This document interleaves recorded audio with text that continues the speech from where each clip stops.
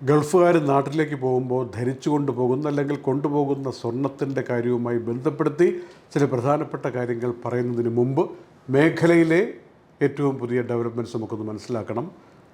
ഖത്തറിൽ ഇസ്രയേലിൻ്റെ ആക്രമണത്തിൽ മരണമടഞ്ഞ 6 പേർ, അവർക്ക് വേണ്ടിയുള്ള മയ്യത്ത് നമസ്കാരം ഇന്ന് നടന്നു. അതിന് ഖത്തർ അമീർ തന്നെ നേരിട്ട് വന്ന് നേതൃത്വം കൊടുത്തു എന്ന വാർത്തയാണ് നമുക്ക് കിട്ടിയിരിക്കുന്നത്. ഇതുമായി ബന്ധപ്പെട്ട മസ്ജിദിൽ മൃതദേഹങ്ങളെല്ലാം കൊണ്ടുവയ്ക്കുകയും അവിടെ മയ്യത്ത് നമസ്കാരം നടക്കുകയും പ്രത്യേക പ്രാർത്ഥനകൾ സംഘടിപ്പിക്കുകയും ചെയ്തു എന്ന അറിയിപ്പാണ് നമുക്ക് കിട്ടുന്നത്. ഏതായാലും ഈ വിഷയത്തെക്കുറിച്ചുള്ള അഭിപ്രായ പ്രകടനങ്ങൾ വളരെ സജീവമായിട്ട് ഇപ്പോൾ മുന്നോട്ട് വരികയാണ്. ഖത്തറിൻ്റെ പ്രൈം മിനിസ്റ്റർ ശക്തമായിട്ട് പറഞ്ഞിരിക്കുന്ന ചില കാര്യങ്ങൾ.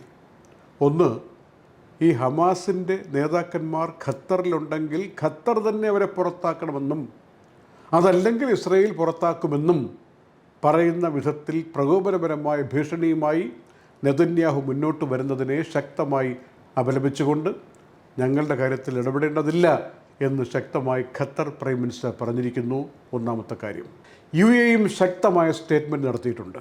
ഗൾഫ് മേഖലയിലെ ഒരു രാജ്യത്തെ ഇങ്ങനെ ആക്രമിച്ചാൽ അത് എല്ലാ രാജ്യങ്ങൾക്കും, ഗൾഫ് മേഖലയിലെ എല്ലാ രാജ്യങ്ങൾക്കും ഉള്ള പ്രശ്നമായി തന്നെ കണക്ക് കൂട്ടിയിട്ട് നിലപാടുകൾ സ്വീകരിക്കുമെന്ന് യുടെ വിദേശകാര്യ മന്ത്രാലയം പ്രസ്താവനയിൽ വ്യക്തമായി പറഞ്ഞിട്ടുണ്ട്.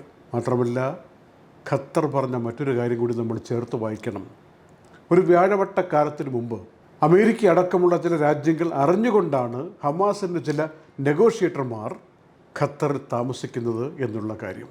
അതിൻ്റെ പേരിൽ ഇങ്ങനെ കടന്നാക്രമിക്കുന്ന സമീപനം വച്ചു ഉറപ്പിക്കാൻ പറ്റില്ല എന്നും ഖത്തർ പ്രൈം മിനിസ്റ്റർ പറഞ്ഞിട്ടുണ്ട്. അതേ തുടർന്ന് അറബ് ഇസ്ലാമിക രാജ്യങ്ങളുടെ ഒരു ഉച്ചകോടി വരുന്ന ഞായറാഴ്ച ദോഹയിൽ നടത്താൻ തീരുമാനിച്ചു എന്ന വിവരവും പുറത്തു വരികയാണ്. ഇനി നാട്ടിലേക്ക് സ്വർണം കൊണ്ടുപോകുന്ന കാര്യവുമായി ബന്ധപ്പെടുത്തി ചില കാര്യങ്ങൾ പറയാനുണ്ടെന്ന് പറഞ്ഞത് ഷാർജ ഇന്ത്യൻ അസോസിയേഷൻ മാധ്യമങ്ങൾക്ക് മുന്നിൽ അവതരിപ്പിച്ച വളരെ പ്രധാനപ്പെട്ടൊരു കാര്യമുണ്ട്.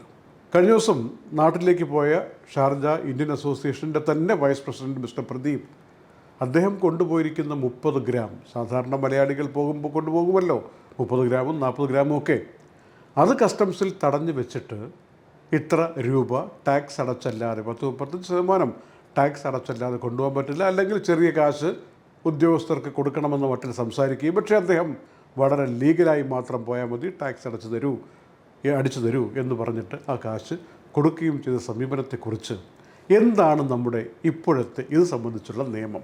10 വർഷങ്ങൾക്ക് മുമ്പ് ഒരുപക്ഷെ കൊണ്ടുവന്ന നിയമത്തിൽ വ്യക്തമായി പറഞ്ഞിരിക്കുന്നത് പുരുഷന് 50,000 രൂപ വരെയുള്ള ആ വിലയ്ക്കുള്ള സ്വർണം കൊണ്ടുപോകാം സാധാരണ പ്രവാസിക്ക്, സ്ത്രീക്കാണെങ്കിൽ 1,00,000 രൂപ വരെയുള്ള. പക്ഷേ 10 വർഷം മുമ്പ് 104 ദിർഹമൊക്കെ ഒരു ഗ്രാമിന് വിലയുള്ളപ്പോഴാണ് ഇങ്ങനത്തെ നിയമം കൊണ്ടുവന്നത്. അന്ന് കിട്ടുന്ന ഗ്രാം എത്ര? ഇന്നിപ്പോൾ അതിൻ്റെ 4 ഇരട്ടി വിലയാണ്. 400 ദിർഹത്തിന് മുകളിലായി 22 ക്യാരറ്റ് നിൽക്കുമ്പോൾ എത്ര ഗ്രാം കൊണ്ടുപോകാൻ പറ്റും ഈ 50,000 രൂപയ്ക്ക് ഒരു പുരുഷന്? ഇതൊക്കെ കണക്കിലെടുക്കണം.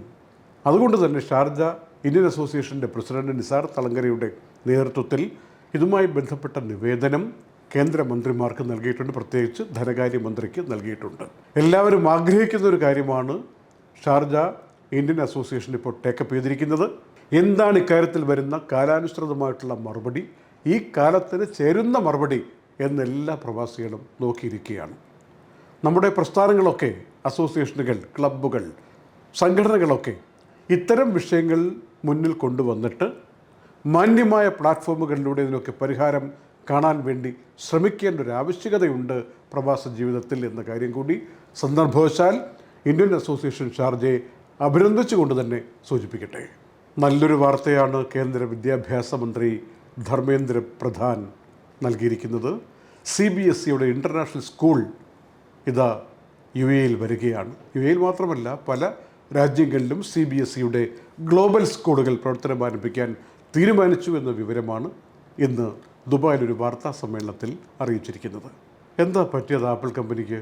iPhone 17 ഇങ്ങോട്ട് വരുന്നു, 9-ാം തീയതി അതിൻ്റെ ലോഞ്ചിങ് പ്രഖ്യാപിച്ചു. അതിൻ്റെ പിറ്റേന്ന് 1.5% ഓഹരി ഇടിഞ്ഞത്. അതിൻ്റെ പിറ്റേന്ന്, അതായത് ഇന്ന് 11, 2 ദിവസമേ ആയിട്ടുള്ളൂ, ഇന്ന് 3.2% ഓഹരി ഇടിഞ്ഞത്. ഇങ്ങനെ ഇടിയാൻ വേണ്ടിയുള്ള കാര്യം എന്താണ്? സാധാരണ ഐഫോൺ ഓരോന്ന് പ്രഖ്യാപിക്കുമ്പോൾ ആളുകൾ എക്സൈറ്റ്മെൻ്റ് അങ്ങോട്ട് കൂടിയിട്ട് ആപ്പിളിൻ്റെ ഓഹരി കിട്ടാനുണ്ടോ എന്ന് പറഞ്ഞ് ഓഹരി വാങ്ങാൻ ഓടുന്ന കാഴ്ചയ്ക്ക് പകരം ആൾക്കാർക്കൊരു താല്പര്യമില്ലേ? അടിക്കടി ഇങ്ങനെ പുതിയ പുതിയ വെർഷനുകൾ വരുമ്പോൾ അത് വാങ്ങുന്നവർക്ക് ഒരു തളർച്ച വന്നിട്ടുണ്ടോ? ഇതൊക്കെ ആപ്പിൾ കമ്പനി തന്നെ പരിശോധിക്കണം. ഏതായാലും 120 ബില്യണിലധികം, ബില്യൺ എന്ന് വെച്ചാൽ $100 കോടി.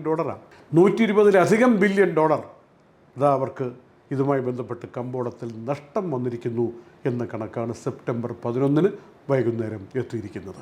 Night updates supported by Prime Health, Bahar Detergent, Hashim Hypermarket, Kalyan Jewellers, Lulu, Partha Signature, Abu Shagara Sharjah, White House Advocates and Legal Consultants, Tasi Gold and Diamonds, eLessons.net, Happiness of Nutrition, Hone Foods LLC, Explore Education, Kisa Flour Mills, Best Express Cargo, Travel and Movers, Fira Foods, Ayur Satya Ayurveda, Gold Star Rent-A-Car, Al Usud Cargo, Areen Group of Companies, Ayurmana Ayurveda and Panchakarma Center.